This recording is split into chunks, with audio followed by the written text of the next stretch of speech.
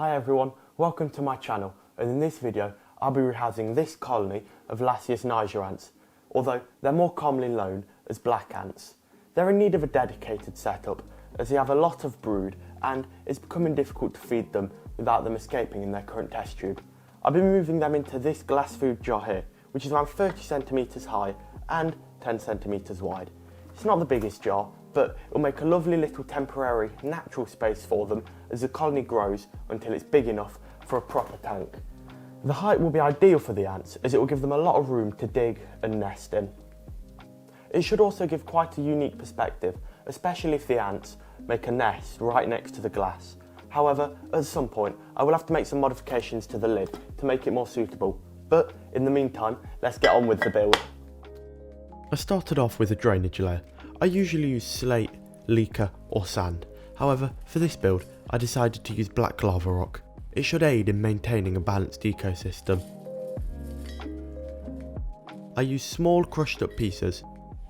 I don't need a massive drainage layer as this setup won't be very humid. To separate the drainage layer from the substrate, I use geotextile fabric. It allows water to pass through but blocks all particulates and ants. I placed the jar onto the fabric and cut around it until I had a small circle that was slightly larger than the area of the jar.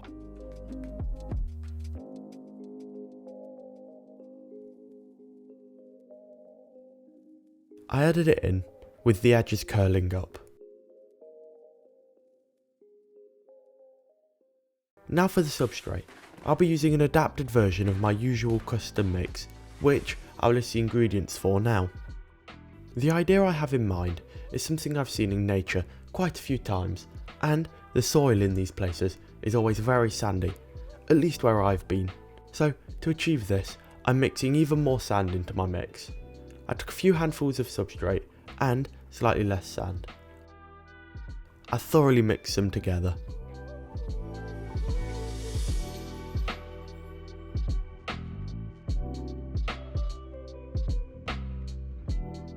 I poured the new substrate into the jar.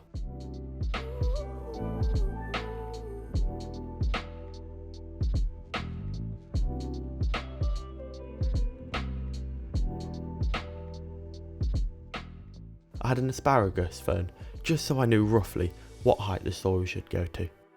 Once it was all added, I felt that it was a little too light in places, so I mixed in a little more of my custom mix to darken it.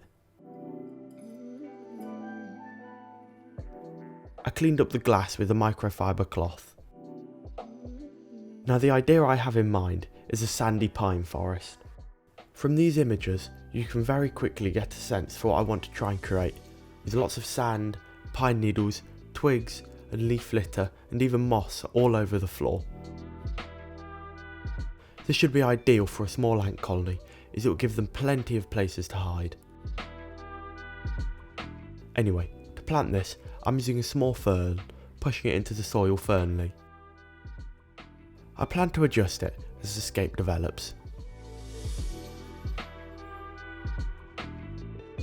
The largest plant I'm going to use is this asparagus fern. However, before it could be added, I needed to remove the soil off the roots. Fortunately, I could easily scrape it all off with a pair of tweezers. To plant it, I gripped the stem and roots with a pair of straight tweezers and push them into the soil. I could then remove the tweezers with the plant staying in. Ferns are added on both sides, with the highest being in the right background to create variation.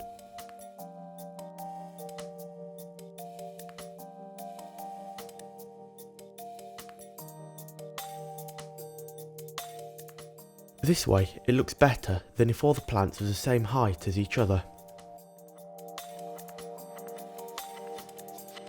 To cover lots of the substrate, I used fern moss. It has great texture and helps create a sense of scale. Instead of having a solid path down the middle, I added a small piece of moss in the centre to create a mini island. Sand was added next for a funnel.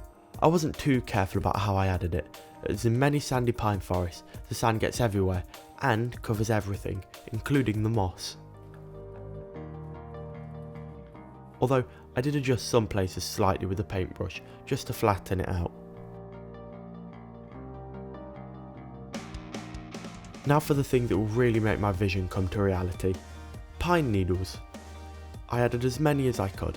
Some had to be cut up with scissors so they would fit in properly.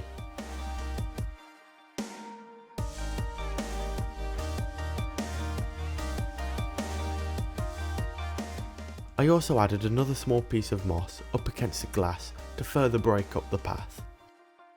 Now, I like how this looks, but it's not quite finished. Many of these forests have roots going all over the place.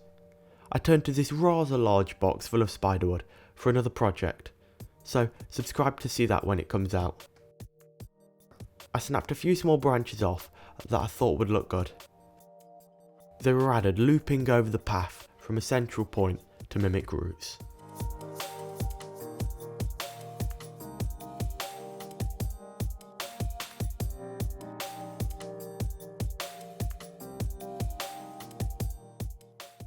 Finally, I wanted to add some botanicals.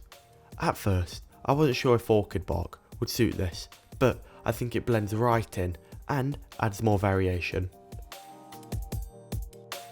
I had two types of cones to choose from, but after trying them both out, I decided that the darker outer cones looked more natural as they closer resembled pine cones. At this point, it was time to move on to the lid. Like I mentioned earlier, I needed to make a few modifications to allow for proper ventilation. To do this, I drilled through it with a hole saw. It took a while, but I was pleased with the result.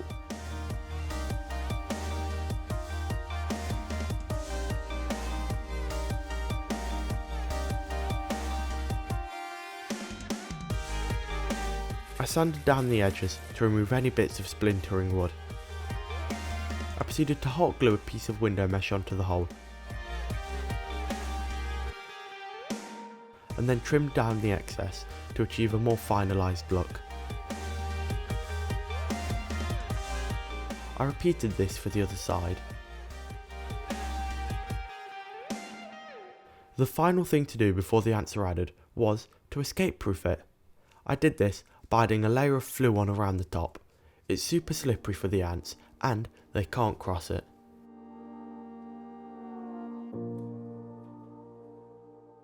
I allowed it to dry fully before adding the colony. Usually, I'd like to attach a tube to the jar.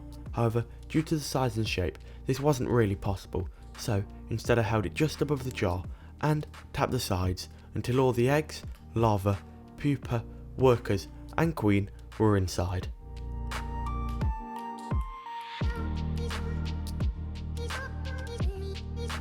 After this roller coaster, I didn't really want to disturb them any more than I needed to, so I took a few beauty shots and put them in the dark for a few hours to settle in.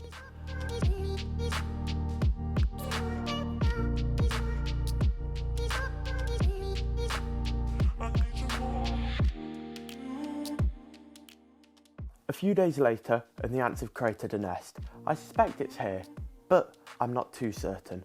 I also noticed a bit of mould growing on the branches. This is normal in any terrarium, so I added a few springtails. These will eat any detritus and eat the ants' waste. With the terrarium all finished and the ants moved in, I'm loving how it's looking. But the ants are quite timid and I won't see them very often, but I can't wait to see how this changes for their needs. I really think I managed to achieve the look I was going for, so let me know if you like it. That's all from me for this video, so see you guys all next week.